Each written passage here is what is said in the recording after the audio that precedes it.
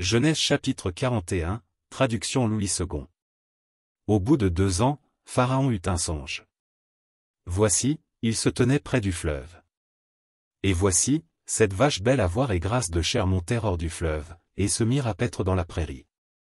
Cette autre vache laide à voir et maigre de chair montèrent derrière elle hors du fleuve, et se tinrent à leur côté sur le bord du fleuve. Les vaches laides à voir et maigres de chair mangèrent les 7 vaches belles à voir et grasses de chair. Et Pharaon s'éveilla. Il se rendormit, et il eut un second songe. Voici, 7 épis gras et beaux montèrent sur une même tige. Et 7 épis maigres et brûlés par le vent d'Orient poussèrent après eux. Les épis maigres engloutirent les 7 épis gras et pleins. Et Pharaon s'éveilla. Voilà le songe. Le matin, Pharaon eut l'esprit agité, et il fit appeler tous les magiciens et tous les sages de l'Égypte. Il leur raconta ses songes. Mais personne ne put les expliquer à Pharaon. Alors le chef des échansons prit la parole, et dit à Pharaon, « Je vais rappeler aujourd'hui le souvenir de ma faute. » Pharaon s'était irrité contre ses serviteurs, et il m'avait fait mettre en prison dans la maison du chef des gardes, moi et le chef des panetiers. Nous eûmes l'un et l'autre un songe dans une même nuit, et chacun de nous reçut une explication en rapport avec le songe qu'il avait eu. Il y avait là avec nous un jeune Hébreu, esclave du chef des gardes. Nous lui racontâmes nos songes, et il nous les expliqua. Les choses sont arrivées selon l'explication qu'il nous avait donnée. Pharaon me rétablit dans ma charge, et il fit pendre le chef des panetiers. Pharaon fit appeler Joseph. On le fit sortir en hâte de prison. Il se rasa, changea de vêtements, et se rendit vers Pharaon. Pharaon dit à Joseph, « J'ai eu un songe.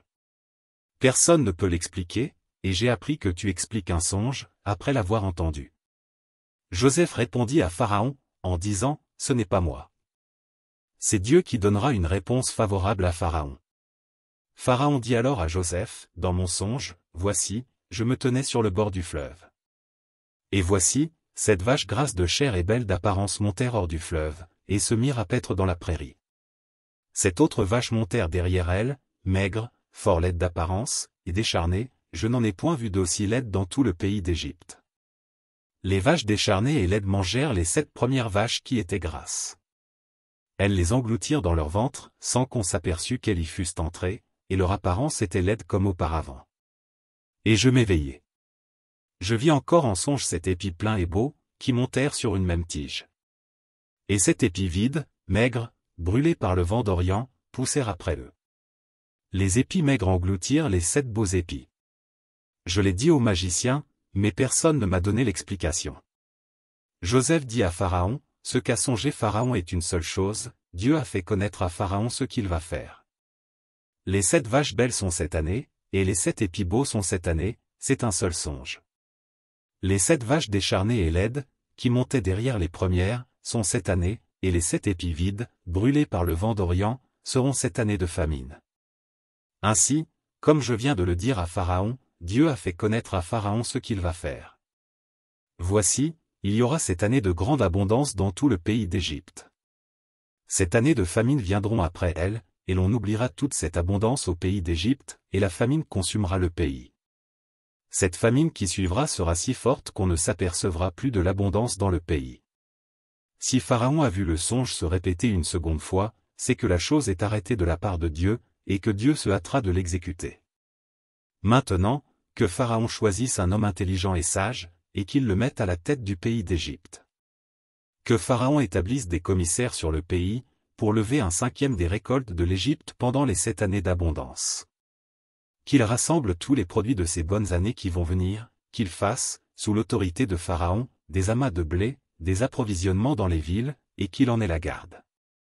Ces provisions seront en réserve pour le pays, pour les 7 années de famine qui arriveront dans le pays d'Égypte, afin que le pays ne soit pas consumé par la famine. Ces paroles plurent à Pharaon et à tous ses serviteurs. Et Pharaon dit à ses serviteurs, « Trouverions-nous un homme comme celui-ci, ayant en lui l'Esprit de Dieu ?» Et Pharaon dit à Joseph, « Puisque Dieu t'a fait connaître toutes ces choses, il n'y a personne qui soit aussi intelligent et aussi sage que toi. Je t'établis sur ma maison, et tout mon peuple obéira à tes ordres. Le trône seul m'élèvera au-dessus de toi. » Pharaon dit à Joseph, « Vois, je te donne le commandement de tout le pays d'Égypte. Pharaon ôta son anneau de la main, et le mit à la main de Joseph, il le revêtit d'habits de fin lin, et lui mit un collier d'or au cou. Il le fit monter sur le char qui suivait le sien, et l'on criait devant lui, à genoux. C'est ainsi que Pharaon lui donna le commandement de tout le pays d'Égypte. Il dit encore à Joseph, « Je suis Pharaon. Et sans toi personne ne lèvera la main ni le pied dans tout le pays d'Égypte. » Pharaon appela Joseph du nom de Tsafnat-Paénéach, et il lui donna pour femme Asnath, fille de Potiphéra, prêtre d'On. Et Joseph partit pour visiter le pays d'Égypte. Joseph était âgé de 30 ans lorsqu'il se présenta devant Pharaon, roi d'Égypte, et il quitta Pharaon, et parcourut tout le pays d'Égypte. Pendant les 7 années de fertilité, la terre rapporta abondamment. Joseph rassembla tous les produits de ces 7 années dans le pays d'Égypte, il fit des approvisionnements dans les villes, mettant dans l'intérieur de chaque ville les productions des champs d'alentour. Joseph amassa du blé, comme le sable de la mer, en quantité si considérable que l'on cessa de compter, parce qu'il n'y avait plus de nombre. Avant les années de famine, il naquit à Joseph 2 fils, que lui enfanta Asnath, fille de Potiphéra, prêtre d'On. Joseph donna au premier-né le nom de Manassé, car, dit-il, Dieu m'a fait oublier toutes mes peines et toute la maison de mon père. Et il donna au second le nom d'Éphraïm, car, dit-il, Dieu m'a rendu fécond dans le pays de mon affliction. Les 7 années d'abondance qu'il y eut au pays d'Égypte s'écoulèrent. Et les 7 années de famine commencèrent à venir, ainsi que Joseph l'avait annoncé. Il y eut famine dans tous les pays, mais dans tout le pays d'Égypte il y avait du pain. Quand tout le pays d'Égypte fut aussi affamé, le peuple cria à Pharaon pour avoir du pain.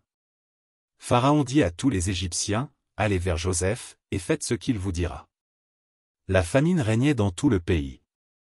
Joseph ouvrit tous les lieux d'approvisionnement, et vendit du blé aux Égyptiens. La famine augmentait dans le pays d'Égypte. Et de tous les pays on arrivait en Égypte, pour acheter du blé auprès de Joseph, car la famine était forte dans tous les pays.